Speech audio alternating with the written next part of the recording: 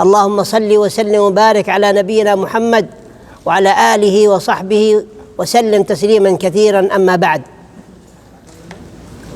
نحن اليوم في يوم الجمعة، وينبغي علينا أن نكثر من الصلاة والسلام على نبينا صلى الله عليه وسلم. والنبي يقول إن أقربكم مني منزلا يوم القيامة أكثركم لي أو عليه صلاة، فأكثروا من الصلاة والسلام على النبي صلى الله عليه وسلم، فإن صلاتكم وسلامكم معروضة على النبي عليه الصلاة والسلام. إن الله وملائكته يصلون على النبي يا أيها الذين آمنوا صلوا عليه وسلموا تسليما. أيها الإخوة الكرام، هذه المجالس المباركة وهي مجالس الذكر. النبي عليه الصلاة والسلام يقول: ما اجتمع قوم في بيت من بيوت الله يتلون كتاب الله ويتدارسونه فيما بينهم إلا إيش؟ إلا نزلت عليهم السكينة وغشيتهم الرحمة وحفتهم الملائكة وذكرهم الله في من عنده. إذن هذه المجالس المباركة التي نذكر فيها كلام الله جل وعلا وكلام النبي صلى الله عليه وسلم لنا فيها أجر. الخطوة التي تخطوها إلى هذا المجلس فيها أجر، جلوسك في هذا المجلس واستماعك لقول النبي عليه الصلاة والسلام أو قول الله جل وعلا وقول النبي عليه الصلاة والسلام فيه أجر، والله جل وعلا يضاعف الحسنات. إذن لك أنت 4 جوائز. هذه الجوائز: أولا نزلت عليك السكينة الطمأنينة والرحمة، وغشيتك الرحمة، وحفتك الملائكة، وذكرك الله في من عنده. الله جل وعلا يذكرك في الملأ الأعلى، الله جل وعلا يذكركم في المجلس الأعلى. وفي رواية أخرى أن الله جل وعلا يقول بعد ما ننصرف من هذا الدرس يقول: انصرفوا مغفورا لكم. هذه ال5 الجوائز التي رتبها الإسلام على الجلوس في بيت من بيوت الله، وهذه تسمى رياض من رياض الجنة. مجالس الذكر روضة من رياض الجنة، والملائكة تحضرها. الآن تحضر الملائكة معنا هذه المجالس وتستمع وتسجل، فحري بنا أن نحرص على هذه المجالس، مجالس الذكر، فهي نور على نور، وهي روضة من رياض الله، من رياض الجنة. إذا مررتم برياض الجنة فارتعوا. فهذه رياض الجنة التي ينبغي أن نحرص على الجلوس فيها والاستماع إليها، وإخلاص النية لله سبحانه وتعالى، أن ما أتينا إلى هذه الدروس أسبوعيا إلا لوجه الله سبحانه وتعالى، وأن نتعلم العلم، لأن العالم أفضل من الجاهل، والمؤمن المتعلم والمسلم المتعلم خير من المسلم الجاهل، لأن النبي صلى الله عليه وسلم يقول: المؤمن القوي خير أحب إلى الله من المؤمن الضعيف، والعلم قوة، والعلم قوة. الموضوع الثالث الذي أريد أن أتكلم عنه،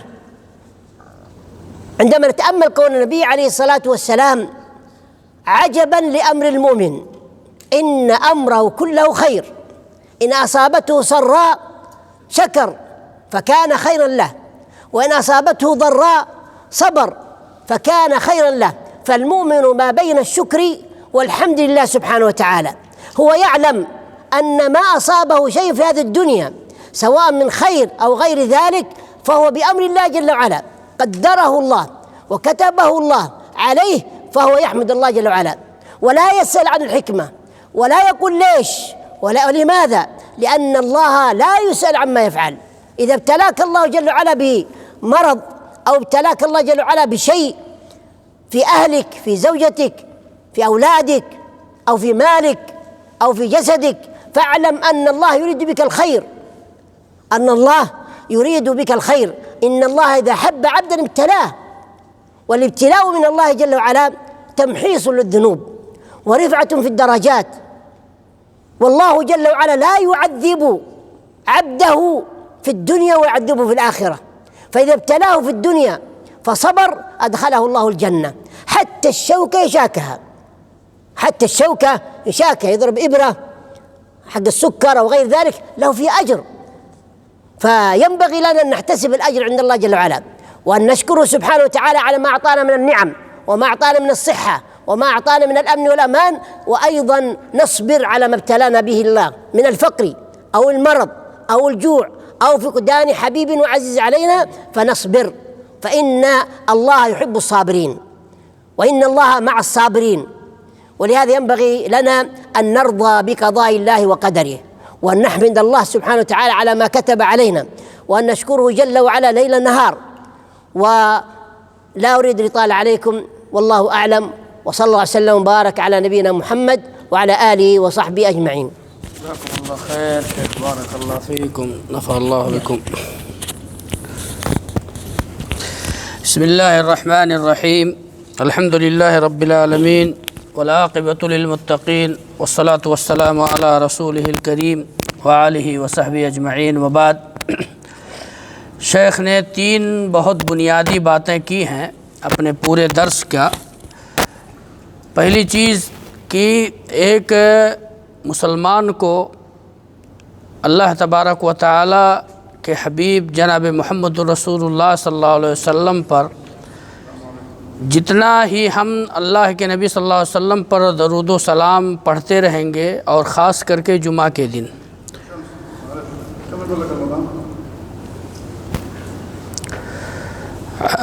سباتاش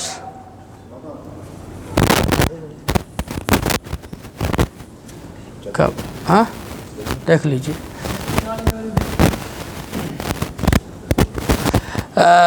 اللہ کے نبی صلی اللہ علیہ وسلم پر جتنا آپ درود پڑھیں گے، اللہ کے نبی اللہ تعالیٰ قرآن فرماتے ہیں ان اللہ وملائکتہ یصلون علی النبی یا ایھا الذین آمنوا صلوا علیہ وسلموا تسلیما۔ ٹھیک ہے، جتنا درود اللہ کے نبی پر انسان پڑھتا ہے، اللہ کے نبی صلی اللہ علیہ وسلم سے اس کی قربت اور زیادہ ہوتی ہے۔ اور خاص کر کے اللہ کے نبی صلی اللہ علیہ وسلم کی وہ حدیث ہے کہ پوری دنیا میں فرشتے جو ہیں وہ گھومتے رہتے ہیں، جہاں پر نبی پر درود پڑھا جاتا ہے، سلام پڑھا جاتا ہے، فرشتے نبی صلی اللہ علیہ وسلم تک پہنچاتے ہیں۔ لیکن یہاں یہ عقیدہ نہیں ہونا چاہیے کہ اللہ کے نبی صلی اللہ علیہ وسلم دنیاوی زندگی کی طرح سے زندہ ہیں عالم برزخ میں، قبر میں، نہیں۔ عالم برزخ جو ہے یہ اس کو اللہ کے نبی صلی اللہ علیہ وسلم نے یا اللہ نے نہیں ذکر کیا کہ اس کی حیت کیا ہے، کیسے زندہ ہے، ٹھیک ہے، اور کیسے سلام پہنچایا جاتا ہے، کیسے نبی صلی اللہ علیہ وسلم جواب دیتے ہیں، یہ اللہ بہتر جانتا ہے۔ لیکن ہمیں یہ ایمان رکھنا ہے کہ نبی صلی اللہ علیہ وسلم پر درود و سلام بھیجا جاتا ہے، پہنچائی جاتی ہے۔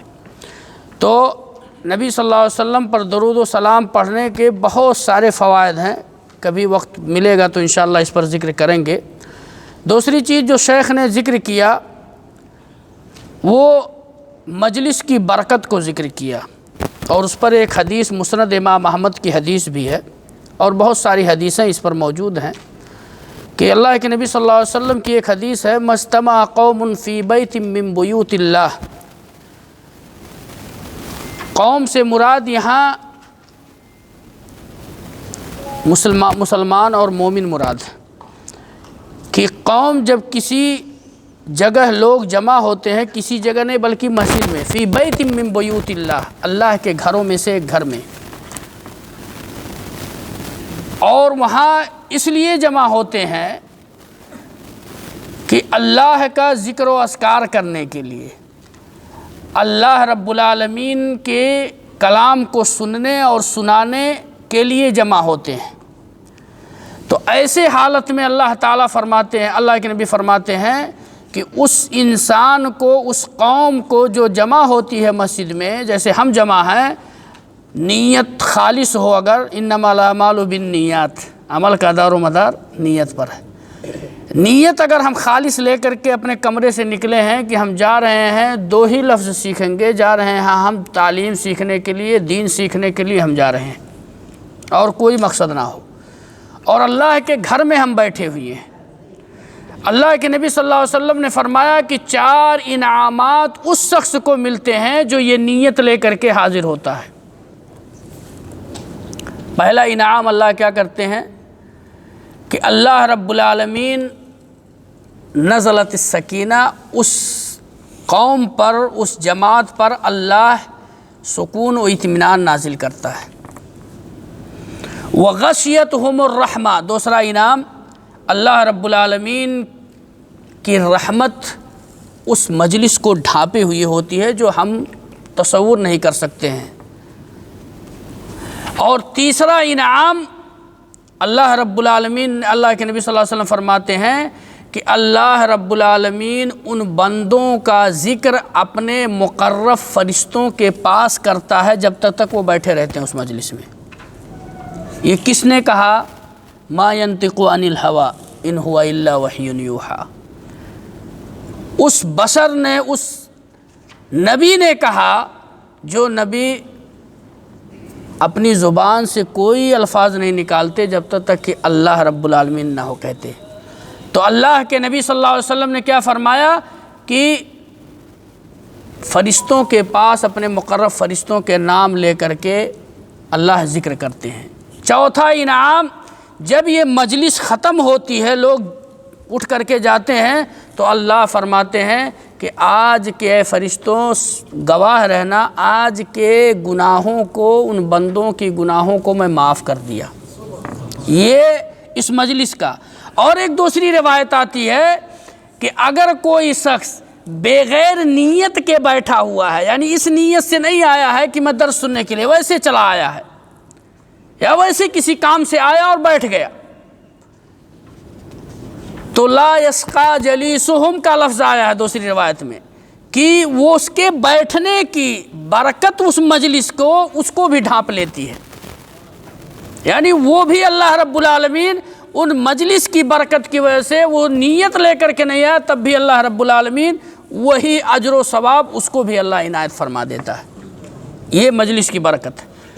تیسرا جو شیخ نے تیسری بات جو کہی ہے وہ مومن کے لیے، مسلمان کے لیے، اللہ رب اللہ کے نبی صلی اللہ علیہ وسلم نے فرمایا عجبا لامر المومن، مومن کے لیے ایک عجیب چیز ہے دنیا میں، اذا اصابتہ السراء، جب اس کو کوئی خوشی ملتی ہے،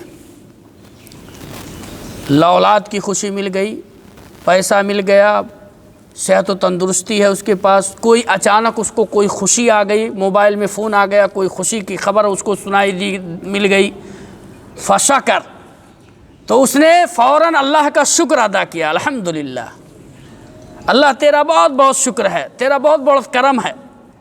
اس وقت وہ شکر ادا کیا اللہ کا۔ کسی چیز کو، اس کی زندگی میں کوئی ایسی الجھن پڑی ہوئی ہے کہ وہ حل نہیں کر پا رہا، ایک بیگ اس کو کسی طرف سے خوشی مل گئی، آ گئی وہ کہ ہاں وہ مسئلہ تمہارا حل ہو گیا یا فلاں چیز حل ہو گیا، اس وقت وہ اللہ کا شکر ادا کیا، فوراً اس کی زبان سے اللہ کا شکر ادا ہوا۔ اور سب سے بہترین شکر جو ہے الحمدللہ۔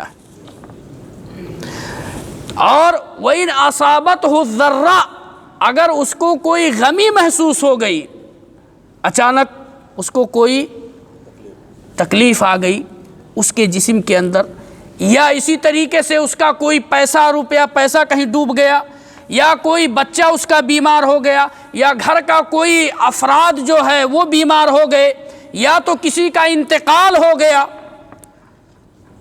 فصبر، وہ صبر کیا، انا للہ و انا الیہ راجعون۔ یہ صرف وفات پر نہیں پڑھی جاتی ہے، بلکہ ہر وہ مصیبت جو پہنچے اس وقت انسان یہ پڑھے انا للہ و انا الیہ راجعون۔ اور قضا اور قدر یہی چیزیں ہیں کہ تقدیر پر ایمان رکھنا، چاہے وہ بھلی ہو یا بری ہو، اس پر صبر بہت ضروری چیز ہے۔ یہاں تک کہ ہمارے نبی صلی اللہ علیہ وسلم نے فرمایا اگر آپ انجیکشن لگواتے ہیں اور اس وقت جو تکلیف مومن کو ہوتی ہے انجیکشن لگوانے میں، کتنا تکلیف ہوتی ہے، بہت ہلکی تکلیف ہے انجیکشن لگوانے میں، محسوس نہیں ہوتا ہے، یا چلتے ہوئے کہیں پیر میں کوئی چیز لگ گئی اس کو اور اس پر وہ صبر کیا ہے، اس پر بھی اس کو اجر ملتا ہے۔ مومن کے لیے اس کی گناہوں کو اللہ معاف کرتا ہے اگر وہ صبر کیا ہے۔ ان اللہ مع الصابرین اعدت للصابرین، اللہ رب العالمین نے کہا کہ صبر کرنے والوں کے ساتھ میں ہوں۔ اللہ فرماتے ہیں کہ جنت کو ہم نے صابرین کے لیے ہم نے ریڈی کر کے تیار کر کے رکھا ہے۔ تو صبر یہ بہت ضروری چیز ہے۔ یہ تین موضوعات پر شیخ نے گفتگو کیا، ایک جمعہ کے دن اللہ کے نبی صلی اللہ علیہ وسلم پر درود و سلام کثرت سے پڑھنا. دوسری چیز کیا نام ہے مجلس کی برکت کے بارے میں شیخ نے بتایا. تیسری چیز جو شیخ نے بتایا وہ مومن کے لیے تکلیف ہو پریشانی ہو یا کوئی نعمت اللہ دے دے، یہاں تک کہ اللہ کی قسم آپ پانی اگر پیتے ہیں اس وقت پانی پینے کے بعد بھی آپ الحمدللہ پڑھیں. اسی طریقے سے کھانا کھا لیں الحمدللہ پڑھیں. الحمدللہ الذی اطعمنی واسقانی وجعلنی من المسلمین. ایک دوسری دعا اللہم اطعم من اطعمنا واسقی من سقانا. یہ دعائیں یاد کیجئے، دعا کی بہت بڑی فضیلت ہے. تو یہ صبر اور شکر، یہ دونوں چیز جب تک ایک مومن کے اندر جمع نہیں ہوں گی وہ مومن ہمیشہ دنیا میں پریشان رہے گا. اس لیے یہ صبر اور شکر یہ بہت ضروری چیز ہے. جیسے اللہ نے صابرین کے لیے رکھا ہے ویسے شاکرین کے لیے اللہ نے انعام رکھا ہے. کیا کہا اللہ نے شاکرین کے لیے؟ اذ تأذن ربکم وَإِذْ تَأذَّنَ رَبُّكُمْ لَئِن شَكَرْتُمْ لَأَزِيدَنَّكُمْ. شکر کرنے والے کے لیے اللہ نے کیا کہا کہ اگر تم شکر ادا کرو گے تو اللہ رب العالمین تمہیں اور دے گا، اللہ اور بڑھائے گا تمہارے مال میں، تمہاری اولاد میں، تمہارے صحت و تندرستی میں، تمہارے روزی میں اللہ اور بڑھائے گا. اور جب تم کفر کرو گے تو اللہ کا عذاب بہت سخت ہے. یہ شیخ کا درس ہے. اللہ رب العالمین سے دعا ہے آپ لوگ دعا کریں کہ ہمارے شیخ کو اللہ صحت و تندرستی عطا فرمائے. وآخر دعوانا الحمدللہ رب العالمین. عندما تنظر إلى الأنبياء ابتلوا بلاء شديد، وأنت تأمل